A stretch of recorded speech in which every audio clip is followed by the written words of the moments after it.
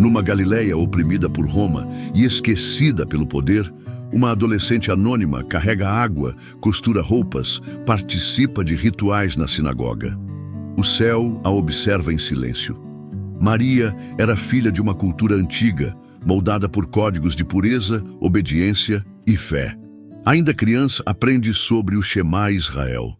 Vive em Nazaré, pequena vila nos montes da Baixa Galileia. A idade de seu noivado e casamento com José, entre 12 e 14 anos, reflete os costumes de sua época. Seu ventre virgem se torna altar da promessa messiânica. A concepção pelo Espírito Santo muda sua realidade para sempre, mas o mundo continua não percebendo quem ela é. Nesse início, vemos não uma santa distante, mas uma jovem real, com medo, coragem e obediência. Quando diz, eis aqui a serva do Senhor, Evangelho de Lucas, capítulo 1, versículo 38. O universo silenciosamente se curva. A história da mulher que ficou conhecida como Virgem Maria não começa em visões celestiais ou aparições gloriosas, mas no cotidiano cinzento de uma menina que jamais sonharia estar no centro de um plano eterno. A narrativa bíblica não se apressa em exaltá-la. Ao contrário, apresenta-a de forma sutil, quase escondida. Maria é jovem, mas já carrega uma consciência moldada pelo temor a Deus e pela tradição dos seus pais. Sua fé não nasce do extraordinário, mas da repetição de orações, do silêncio da casa, da escuta reverente nas festas em Jerusalém. O Evangelho de Mateus revela que José, seu noivo, era um homem justo, descendente da linhagem de Davi. Esse detalhe é mais do que genealógico, é teológico. Para que Jesus fosse reconhecido como o Messias prometido, era necessário que sua origem remontasse a Davi, o rei segundo o coração de Deus. Maria, ligada a José pela promessa do casamento, entra nessa genealogia profética sem sequer reivindicar lugar algum. Ela apenas responde com fé, mesmo sem entender tudo. A força de Maria está exatamente nisso, não na ausência de dúvidas, mas na capacidade de dizer sim, mesmo diante do inexplicável. A realidade de uma jovem hebreia do primeiro século era restrita. Seu espaço era a casa, o pátio, o forno de barro, o poço e a sinagoga. Ela não era ensinada para o debate público, nem formada para o protagonismo religioso. Ainda assim, Deus rompe todas as convenções e planta o Verbo eterno no interior do ventre, que o mundo jamais veria como nobre. Não é no templo, nem no palácio, nem na casa de um sumo sacerdote que o Espírito Santo desce. É em Nazaré. É sobre Maria. É no escuro. O próprio anjo parece surpreso com o que anuncia. Alegra-te, cheia de graça, o Senhor é contigo. Evangelho de Lucas, capítulo 1, versículo 28. Ao longo da história, muitos tentaram idealizar Maria, transformando-a em um ícone distante, imaculado, quase inatingível. Mas o que as Escrituras revelam é outra coisa. Uma jovem comum que ouve, pensa, pergunta e se entrega. Quando questiona o anjo, como se fará isso, visto que não conheço homem algum? Ela não duvida como Zacarias, mas busca entender o que está por vir. Maria não é uma mística fora do tempo. Ela é uma mulher de carne e osso, envolvida pelo mistério, mas ainda assim com os pés no chão.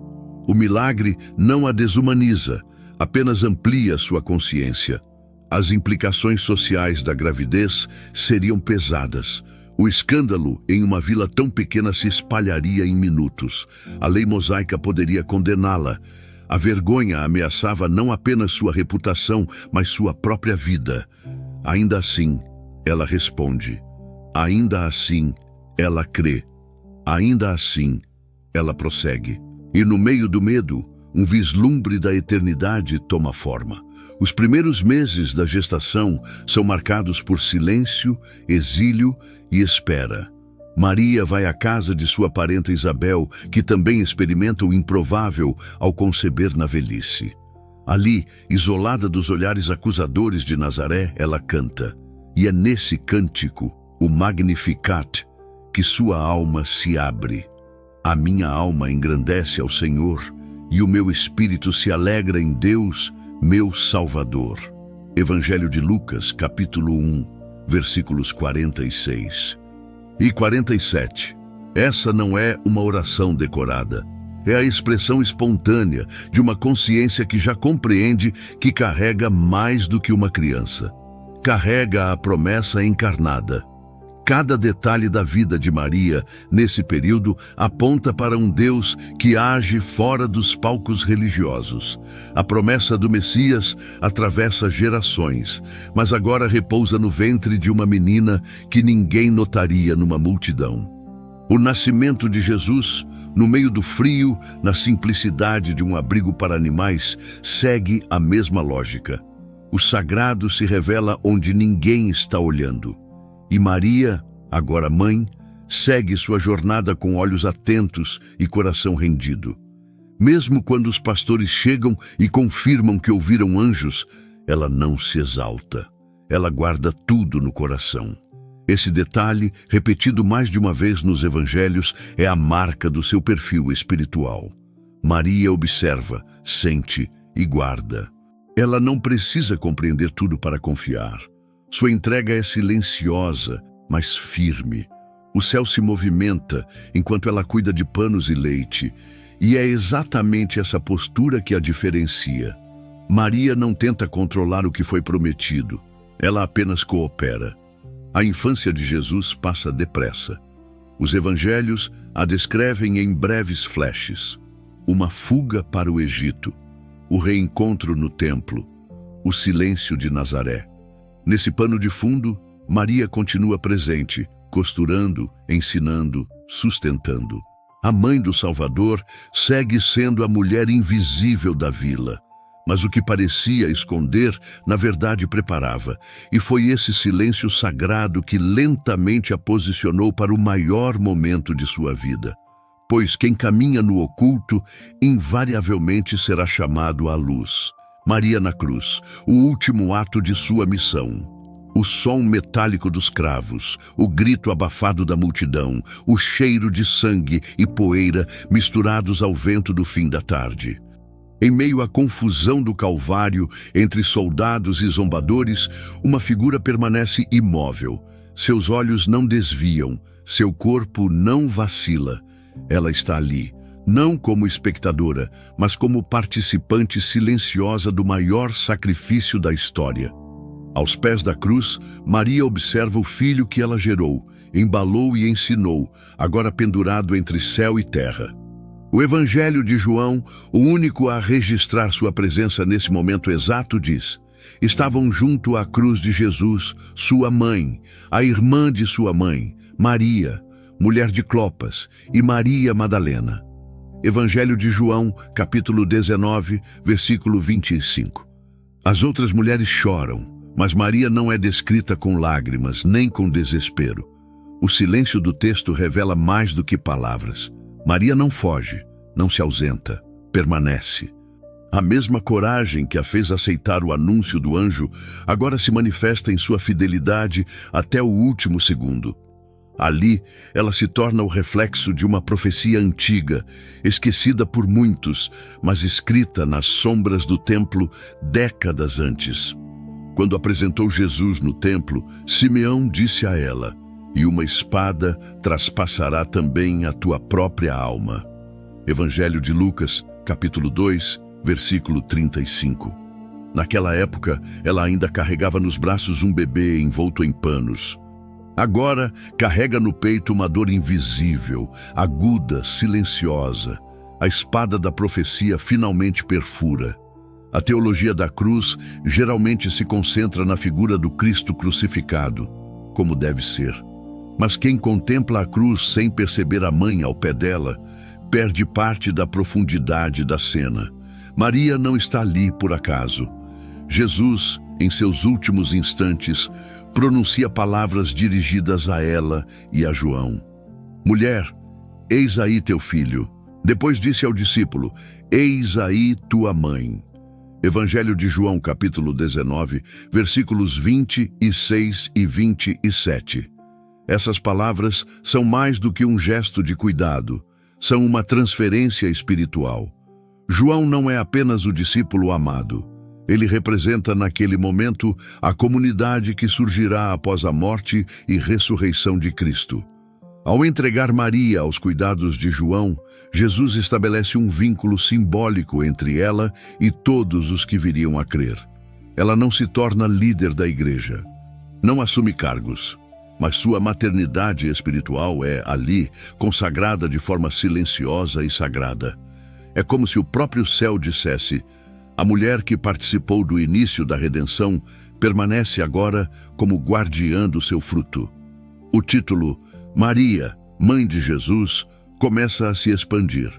Naquele instante, ela deixa de ser apenas a mãe biológica e passa a ocupar um papel espiritual, não de intercessora celestial, como as tradições posteriores atribuiriam, mas como testemunha viva da dor e da glória do Cristo. O que ela ofereceu ao mundo, seu ventre, sua fé, sua obediência, agora se completa com sua presença ao pé da cruz. Ela não tenta impedir o sacrifício, ela o aceita. A cena é silenciosa, mas visualmente devastadora. O céu escurece. O véu do templo está prestes a se rasgar. Os gritos dos criminosos ao lado ecoam. E no centro, entre tudo isso, uma mãe olha para o filho. A teologia cristã afirma que Jesus é o Cordeiro de Deus, o sacrifício perfeito para a redenção da humanidade. E a lei de Moisés exigia que o Cordeiro Pascal fosse examinado sem mácula, separado de antemão. Maria, que conheceu esse filho desde o ventre, sabia que nele não havia mancha. Nenhuma mãe está preparada para sepultar um filho. E menos ainda aquela que sabia desde o princípio que esse filho seria diferente.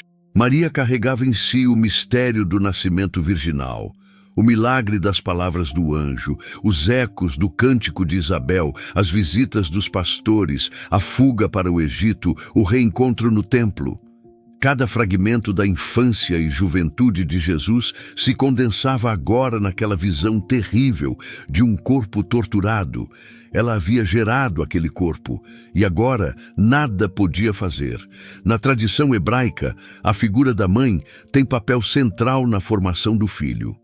A mulher que ensinava as primeiras palavras, que guiava os primeiros passos, que transmitia oralmente as promessas de Deus, era também responsável por moldar o caráter espiritual da criança.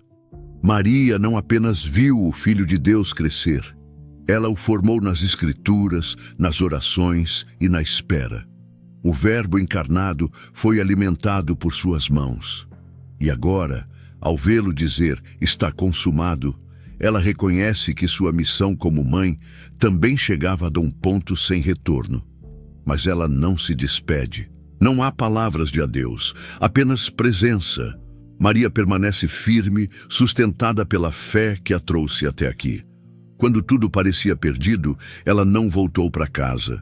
Ficou ali, a figura feminina silenciosa, envolta em véu que sustentou o princípio, agora presencia o fim.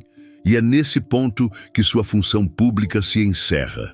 Nos próximos dias, Maria não liderará os discípulos. Não discursará, não aparecerá nas páginas dos evangelhos com protagonismo. Mas algo invisível acontece ali. Uma mulher que disse sim à encarnação, agora diz sim à crucificação, sem palavras, apenas com os olhos. E com os olhos, ela segue para a próxima promessa. Maria e o Pentecostes esquecido. Depois do túmulo, veio o silêncio. 3 dias de espera em trevas, 3 dias em que a dor pairava como fumaça sobre todos os que haviam crido. Quando o domingo chegou e a pedra havia sido removida, os olhos de Maria, agora mais profundos, mais velados pelo tempo, contemplaram o que muitos ainda temiam acreditar. Ele havia ressuscitado. E com isso, uma nova era se anunciava. Não apenas para os discípulos, mas para a própria Maria. A mulher que disse sim ao início agora era chamada a crer novamente no invisível, no que viria depois da glória. Mas ao contrário do que muitos imaginam, Maria não desaparece com a crucificação. Ela caminha até o cenáculo, sobe as escadas da memória, entra no lugar onde tudo havia começado e onde tudo, mais uma vez, recomeçaria. Ali, ela espera. Não há descrição detalhada. Não há discursos atribuídos a ela, não há aparições milagrosas, apenas um versículo breve, mas carregado de significado. Todos estes perseveravam unânimes em oração e súplicas, com as mulheres e Maria, mãe de Jesus, e com os irmãos dele. Atos dos Apóstolos, capítulo 1, versículo 14. Não é casual.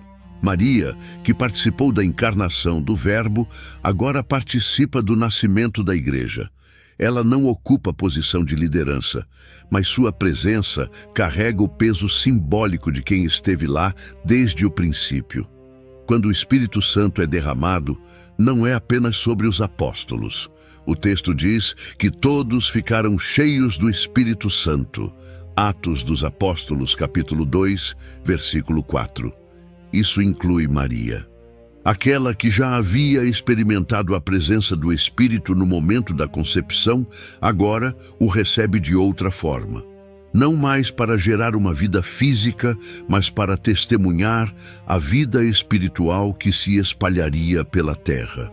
O cenáculo era o mesmo lugar onde Jesus havia celebrado a última ceia. Ali, entre paredes estreitas e memórias densas, agora se cumpria a promessa feita pelo próprio Cristo. Recebereis poder ao descer sobre vós o Espírito Santo e sereis minhas testemunhas. Atos dos Apóstolos, capítulo 1, versículo 8. Maria escuta o vento impetuoso, vê as chamas pousarem sobre cabeças tremulantes, sente a atmosfera mudar. Mas ela não se destaca, não prega, não dirige, ela ora. Esse detalhe é teologicamente poderoso.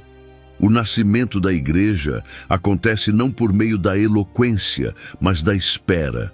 Não pela força, mas pela obediência. E Maria encarna exatamente isso. A figura que compreende os tempos de Deus, que não se antecipa, que não se impõe. O mesmo Espírito que formou o Cristo em seu ventre, agora forma diante de seus olhos o corpo de Cristo sobre a terra. A tradição cristã muitas vezes marginalizou esse momento. O foco recai sobre Pedro e o seu discurso, sobre os 3.000 convertidos, sobre o impacto da língua de fogo. Mas silenciosamente Maria estava lá. E sua presença aponta para um princípio espiritual esquecido. O reino de Deus não nasce apenas por grandes feitos, mas por presenças fiéis nos bastidores da fé. Há quem veja nesse momento o encerramento da missão pública de Maria. Ela não é mais mencionada nos livros seguintes do Novo Testamento, mas essa ausência não significa esquecimento, significa completude. A mulher que carregou o filho, agora, entrega à humanidade a maturidade da missão. O mesmo ventre que trouxe Jesus ao mundo agora testemunha o nascimento da Igreja, o novo corpo de Cristo, formado pelo fogo e pela palavra. No Antigo Testamento, o tabernáculo era o lugar onde a glória de Deus habitava. Quando Salomão consagrou o templo, a nuvem da glória o encheu. Em Pentecostes, essa glória já não se manifesta em pedras, mas em pessoas.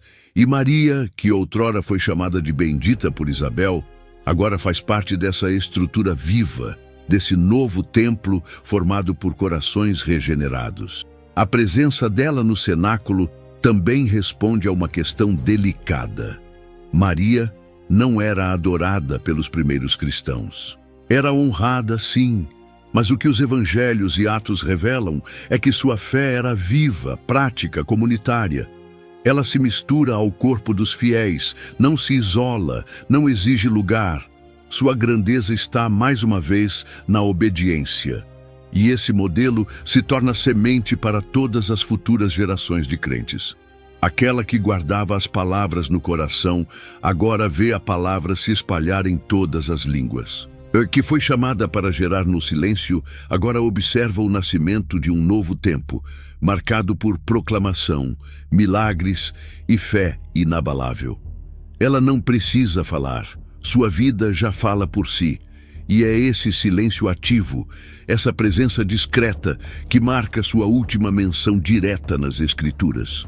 Não há despedida, não há glória terrestre. Maria desaparece da narrativa como apareceu, com um chamado sussurrado e uma fé inquebrável. E mais uma vez, o silêncio dela abre caminho para uma nova fase da história, pois há mistérios que não precisam ser explicados, apenas vividos. Nazaré, Jerusalém ou Éfeso. Maria não aparece mais nas páginas do Novo Testamento depois do Pentecostes.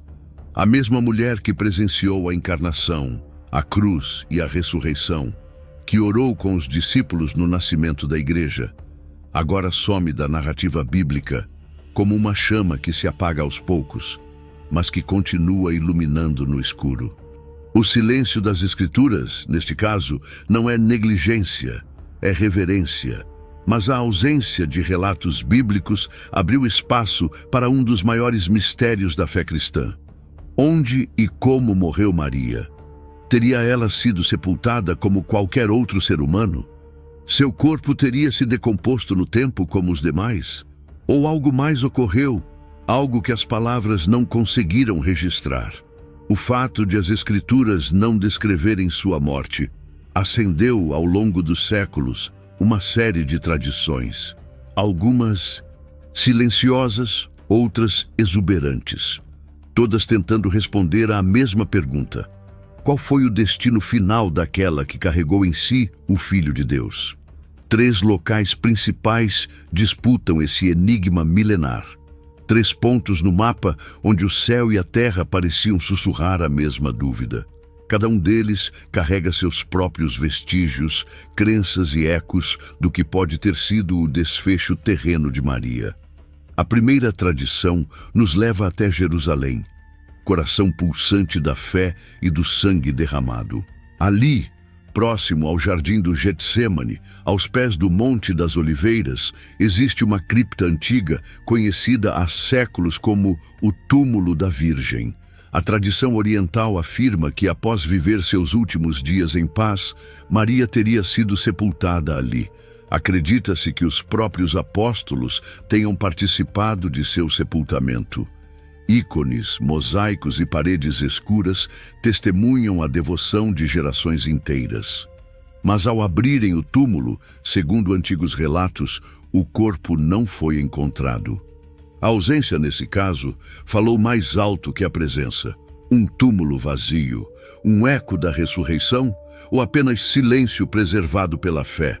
A segunda possibilidade nos transporta para uma paisagem completamente diferente.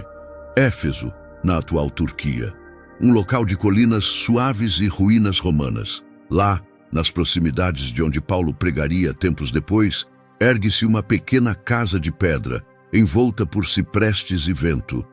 Desde o século IV, há testemunhos de que João, o discípulo amado, teria levado Maria consigo para essa região, obedecendo às palavras de Jesus na cruz. Lá, ela teria vivido em retiro, longe dos olhos do mundo, dedicando-se à oração e à espera. Essa tradição é forte entre os cristãos orientais e foi reforçada por visões místicas de séculos posteriores. Até hoje, milhares de peregrinos sobem a colina de Éfeso com respeito. Há silêncio, há saudade, há possibilidade. E então voltamos ao ponto de origem, Nazaré.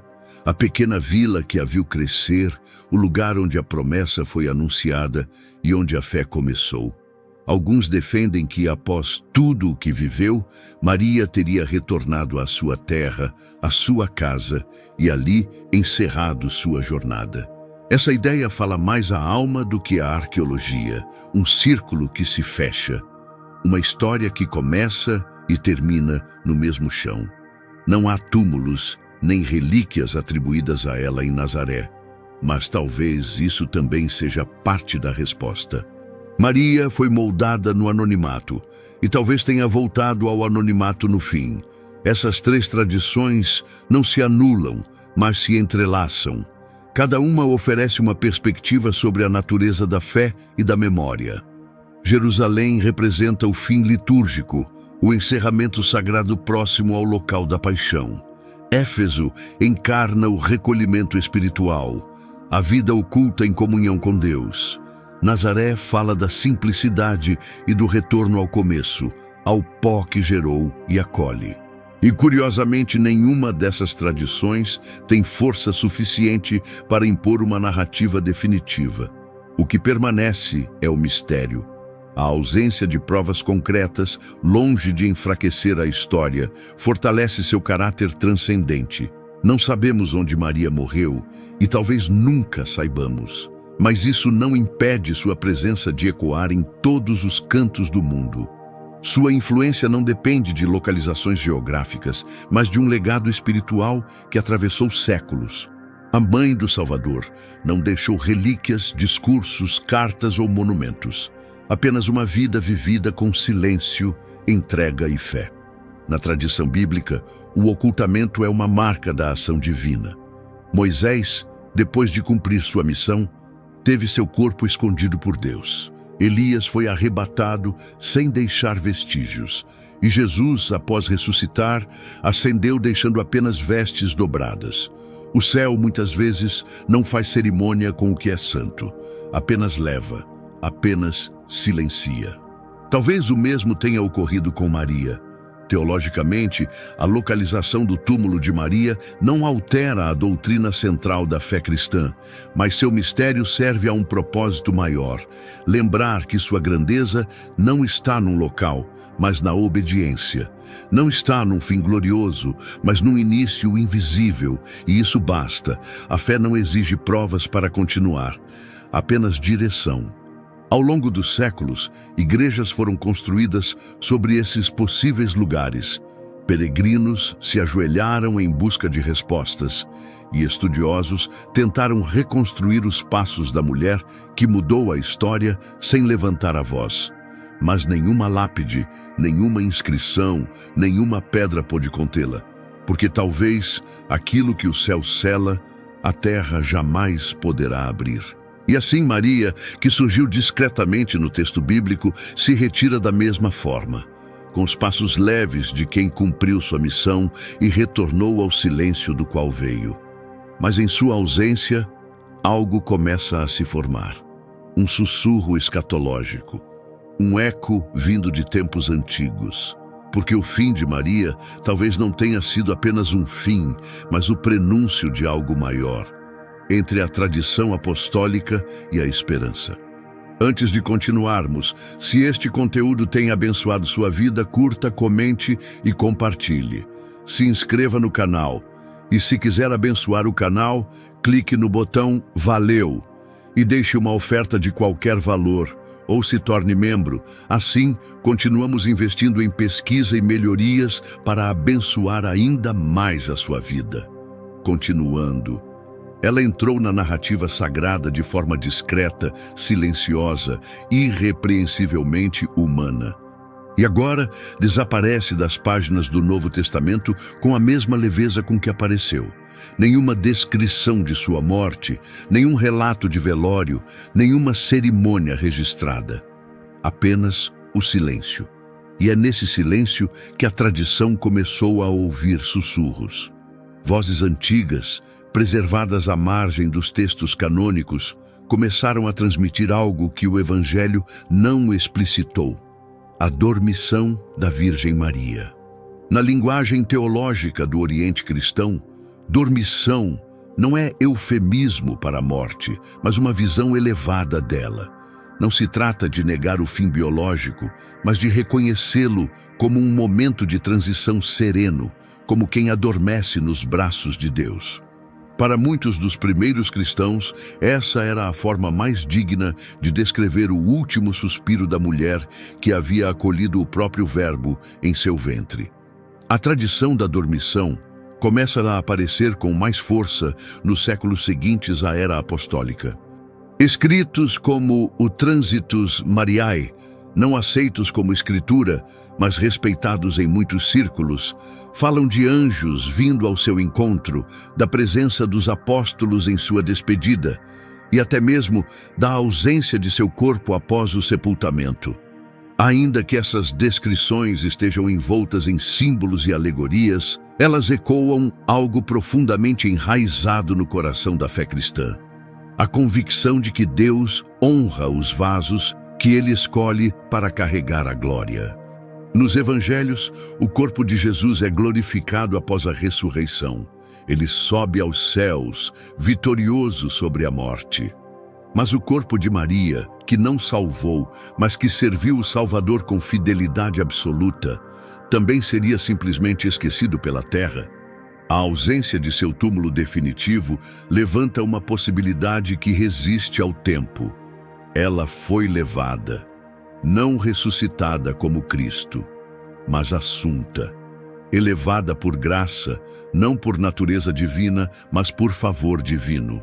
É com base nessa esperança que a Igreja do Oriente celebra há séculos a festa da dormição. E foi com base nessa mesma esperança que, em tempos mais recentes, a Igreja Católica Ocidental proclamou o dogma da Assunção, a Imaculada Mãe de Deus, a sempre Virgem Maria. Terminado o curso da sua vida terrena, foi assunta em corpo e alma à glória celeste. Essa declaração não busca detalhar como ocorreu, nem o momento exato, mas apenas reafirma o que a fé já murmurava. Maria não foi esquecida pela eternidade. Teologicamente, essa visão tem raízes mais profundas do que aparenta. No Antigo Testamento, duas figuras se destacam por um destino semelhante: Enoque, que andou com Deus e desapareceu, Gênesis capítulo 5, versículo 24, e Elias, que foi levado ao céu em um redemoinho, segundo o livro dos Reis, capítulo 2, versículo 11. Ambos não passaram pela corrupção da morte visível. Ambos foram honrados por sua comunhão com Deus. A Assunção de Maria, nesse contexto, se torna continuidade simbólica dessa lógica bíblica. Deus separa os que caminharam com Ele de forma especial. Outro paralelo ainda mais impactante é o da Arca da Aliança. No Antigo Testamento, a arca era o objeto mais sagrado do tabernáculo, contendo as tábuas da lei, o maná do deserto e a vara de Arão. Quando o templo foi destruído, a arca desapareceu e nunca mais foi encontrada. João, no Apocalipse, afirma que viu a Arca da Aliança no céu. Apocalipse, capítulo 11, versículo 19. No mesmo fluxo da visão, imediatamente após essa declaração, ele vê a mulher vestida de sol. Apocalipse, capítulo 12. Para muitos teólogos patrísticos, esse arranjo não é coincidência.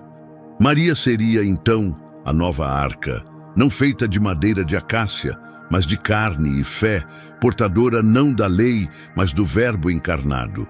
Se Deus ocultou a primeira arca, por que não esconderia também a última? Se a glória da primeira foi selada pelo mistério, por que não repetir esse padrão com aquela que por 9 meses abrigou a glória invisível em forma humana? A dormição, portanto, não é apenas sobre a morte de Maria. É sobre a esperança escatológica.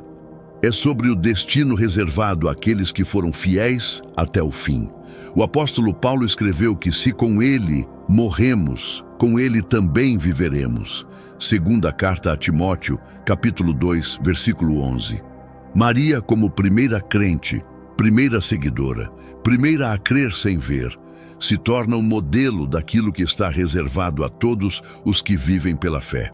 Sua dormição, envolta em silêncio, não foi uma despedida trágica, mas uma transição vitoriosa. O corpo que alimentou o Salvador, que fugiu para o Egito, que se ajoelhou no templo, que subiu a encostas, que sangrou no parto e chorou na cruz, agora repousava. Não como castigo, mas como cumprimento. E ao repousar, foi elevado. O invisível, mais uma vez, tocava o eterno. Mas esse descanso não encerra sua influência. A mulher que dormiu na terra começa a ser vista em visões, lembranças, memórias, reflexos, até que, em meio à revelação apocalíptica, uma nova imagem surgisse. Porque o fim da sua presença física não foi o fim de sua missão simbólica. Ela ainda reapareceria, não em carne, mas em glória. A mulher vestida de sol. Símbolo ou realidade? O tempo avança, mas certos símbolos permanecem. Como se o céu se recusasse a deixar certas imagens desaparecerem. Entre os trovões do Apocalipse, as trombetas, as bestas e os juízos, uma figura surge, não como aviso, mas como revelação. No meio do caos escatológico, quando o mundo parece desabar sob o peso de seus próprios pecados, aparece uma mulher, vestida de sol, com a lua debaixo dos pés, e uma coroa de 12 estrelas sobre a cabeça. O texto é claro. Viu-se um grande sinal no céu. Uma mulher vestida do sol, tendo a lua debaixo dos pés e uma coroa de 12 estrelas sobre a cabeça. Estava grávida e gritava com dores de parto, sofrendo tormentos para dar à luz. Apocalipse, capítulo 12, versículos 1 e 2. Mas quem é essa mulher? Qual sua identidade? Seria apenas um símbolo coletivo? Uma metáfora? Ou uma manifestação glorificada daquela mesma jovem de Nazaré que um dia disse sim à vontade divina? A resposta nunca foi única. Desde os primeiros séculos da Igreja, 3 interpretações caminharam em paralelo. Para alguns, a mulher representa Israel, o povo escolhido, do qual nasceu o Messias prometido. Para outros, ela simboliza a Igreja, a comunidade redimida que gera, em meio à dor, a manifestação do reino. E para outros ainda, com base no paralelo direto entre a mulher grávida e o nascimento de Jesus, essa mulher é Maria. Agora não mais como jovem Galileia, mas como imagem celestial, tipológica, revestida de glória. Cada uma dessas interpretações carrega verdades espirituais. Israel foi o povo que guardou as promessas. A Igreja é a noiva do Cordeiro. E Maria, por seu lugar único na história da redenção, encarna elementos de ambos. Ela é filha de Israel, mas também figura maternal da Igreja. Ela gerou o Messias no tempo e, na visão escatológica, representa o cumprimento daquilo que começou em sua obediência. Mas o Apocalipse não apenas descreve a mulher, ele a insere num conflito. Viu-se também outro sinal no céu, um grande dragão vermelho com 7 cabeças e 10 chifres. Apocalipse capítulo 12, versículo 3. A mulher está prestes a dar à luz, e o dragão aguarda para devorar o filho assim que nascer. A cena é simbólica, mas não inofensiva. É uma guerra. É o cosmos dividido. É o bem contra o mal, não em escala humana, mas em proporções eternas. A mulher, mesmo glorificada, ainda sofre. Grita com dores de parto. Foge para o deserto. É protegida por asas de águia. Recebe sustento, é perseguida, mas não é destruída. Essa sequência reforça uma verdade espiritual que atravessa toda a Escritura. O plano de Deus sempre enfrentará oposição, mas jamais será anulado. Maria, como figura da obediência e da entrega, se torna símbolo da resistência da fé diante da ameaça do caos. A coroa de 12 estrelas não está ali por acaso. O número 12 nas Escrituras representa governo, aliança, fundação. 12 tribos de Israel, 12 apóstolos, 12 portas na Jerusalém celestial. A mulher não é apenas alvo da fúria do dragão. Ela é guardiã de promessas, portadora de aliança, matriarca simbólica de uma história que não pode ser apagada. A lua sob os pés também não é detalhe poético. Nas culturas antigas, a lua representava o tempo, a oscilação, o que muda. Estar sobre a lua indica autoridade sobre o ciclo, sobre a instabilidade, sobre a noite. A mulher está acima do tempo. Ela está além do cronológico. Ela não é mais apenas uma figura histórica, é figura escatológica. Uma imagem profética. Para muitos teólogos, essa passagem representa a culminação simbólica do que a vida de Maria anunciou de forma invisível. Ela foi o início de algo que só se revelaria plenamente no fim. A mulher vestida de sol não anula a Maria histórica, ela a amplia. Como se o céu dissesse: tudo aquilo que começou em Nazaré agora se manifesta em glória. Mas seria Maria, literalmente, essa mulher? Ou seria a igreja, ou Israel, ou os três fundidos em uma só visão? O Apocalipse, por definição, trabalha com camadas. O que se vê não é o que se esgota. As visões são multissimbólicas, e esse capítulo é talvez o mais misterioso de todos. Ainda assim, o posicionamento da mulher, sua luta, seu esplendor e sua proteção sugerem que há algo profundamente pessoal nessa imagem. Ela não é uma ideia. Ela tem rosto, tem corpo, tem dor e tem promessa. O filho que ela dá à luz há de reger todas as nações com vara de ferro. Apocalipse, capítulo 12, versículo 5. Não há dúvida, esse filho é o Cristo. Então a mulher é sim aquela que o gerou, mas também é a comunidade que o proclama, e é Israel que o esperava. Essa união de sentidos faz da mulher vestida de sol uma ponte entre o passado, o presente e o fim. Um arco narrativo que começa em Gênesis, com a promessa de que a semente da mulher esmagaria a cabeça da serpente, e termina no Apocalipse com a mulher sendo perseguida pelo dragão. O inimigo é o mesmo, a promessa também. Seja quem for essa mulher, e talvez ela seja mais do que uma só pessoa, ela permanece. Ela não é destruída. Ela é perseguida, mas protegida. Ela foge, mas é sustentada. E sua presença no céu é sinal de que o plano continua. O mistério do fim de Maria, que parecia resolvido na dormição, agora reaparece em forma de glória. Como se o céu não tivesse fechado essa história com ponto final, mas com reticências. E essas reticências apontam para algo ainda maior, porque nem mesmo o silêncio do fim impediu que sua imagem reaparecesse nas visões mais reveladoras do último livro da Bíblia. O silêncio final de Maria. Ela esteve presente quando o céu tocou a terra. Esteve no ventre da promessa, nas dores do parto, no templo, no deserto, na cruz, no cenáculo, e então desaparece, sem explicação, sem despedida, sem celebração. O nome de Maria, que esteve entre os mais mencionados nos primeiros momentos da vida de Jesus, simplesmente some da narrativa sagrada. E esse desaparecimento não é um descuido literário, é um silêncio carregado de peso teológico. A última vez que seu nome é citado nas Escrituras é em Atos dos Apóstolos, capítulo 1. Após isso, os apóstolos pregam. Milagres acontecem, cartas são escritas, perseguições se intensificam, mas Maria não é mais mencionada. A mãe do Salvador não tem um fim narrado. Não há registro de sua morte, sepultamento ou últimos momentos.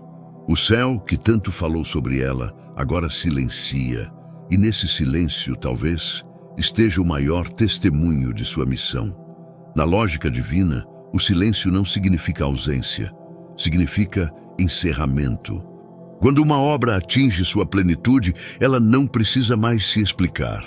Maria havia cumprido tudo o que lhe foi confiado. Desde a anunciação, sua postura foi de completa entrega.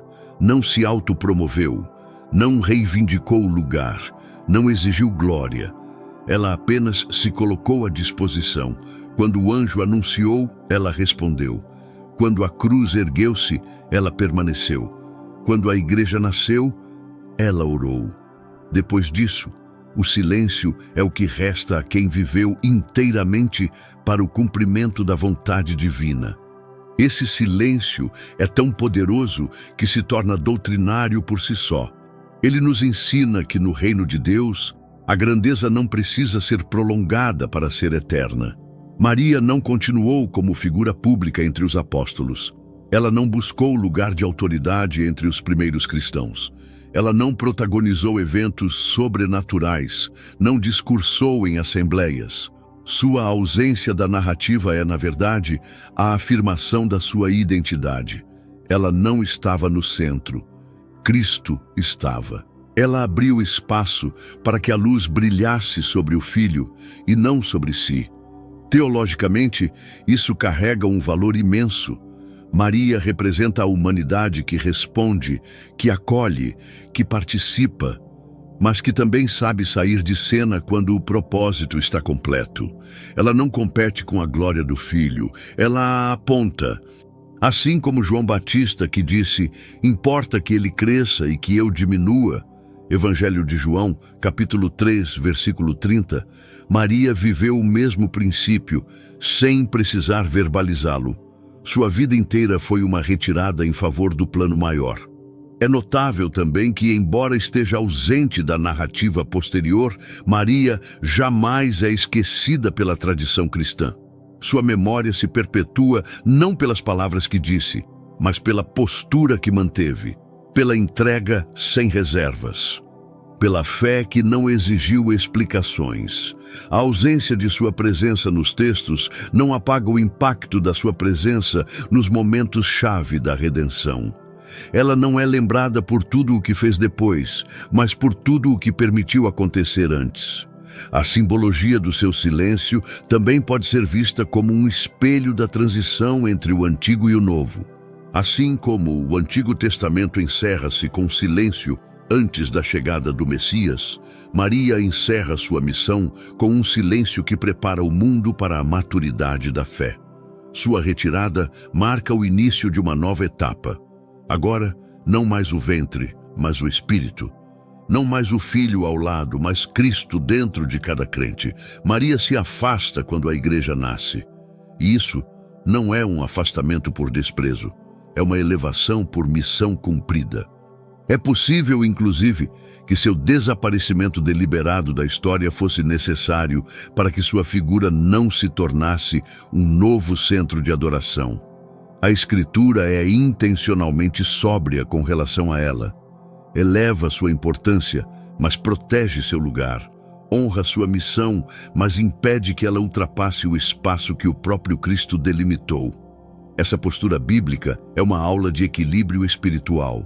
Maria é exemplo, não objeto. É serva, não centro. É figura de obediência, não de culto. A teologia paulina, tão rica em revelações sobre o corpo de Cristo e a Igreja, nunca menciona Maria. Não por ignorância ou desprezo, mas porque o foco agora é outro. A etapa da encarnação havia passado. O Cristo glorificado ocupa a cena. E Maria, silenciosamente, desaparece para que ele permaneça. Ainda assim, o mistério permanece. Sua morte não é narrada. Seu túmulo não é conhecido. Sua partida não é descrita. E esse vazio narrativo se torna palco para algo muito maior do que palavras. Porque, no fundo, o silêncio de Maria diz mais do que 1000 discursos. Ele grita que quem vive para Deus não precisa de reconhecimento público, que quem cumpre sua missão não precisa justificar sua ausência, que a verdadeira grandeza se mede pela disposição em sair de cena no momento certo. Maria termina como começou, com humildade, com presença, com entrega e com silêncio. Mas esse silêncio não é o fim. É o limiar de algo que ainda ecoaria nas visões mais proféticas da Escritura. Porque o céu nunca encerra o que ele começou sem antes deixar um último sinal, quando o céu escolhe o esconderijo. Ela não escreveu epístolas, não fundou comunidades cristãs, não aparece nas páginas finais dos evangelhos realizando milagres ou profetizando. E, no entanto, continua ali, silenciosa, mas presente, ausente, mas central, oculta, mas eterna. Maria viveu entre sombras e luz, não como protagonista de púlpito, mas como parte essencial da estrutura invisível que sustentou tudo. A narrativa bíblica não a ergue como ídolo, mas também não a apaga. Ela caminha por entre as margens do texto, como uma corrente subterrânea que mantém a fé fluindo mesmo quando ninguém a vê. Sua importância não está no que fez depois, mas no que foi durante. Maria é o espaço, o ventre, o intervalo entre a promessa e o cumprimento, e quando tudo se cumpriu, ela desapareceu. Como o templo que foi substituído pela presença viva do Espírito, sua missão se dissolveu na eternidade. É por isso que seu legado resiste, porque não dependeu de obras visíveis, mas de uma entrega silenciosa. Ela foi escolhida não por possuir algo, mas por estar disposta a se esvaziar. Foi esse esvaziamento que a tornou receptáculo da glória. Em uma cultura onde o nome precisava ecoar, ela aceitou ser esquecida.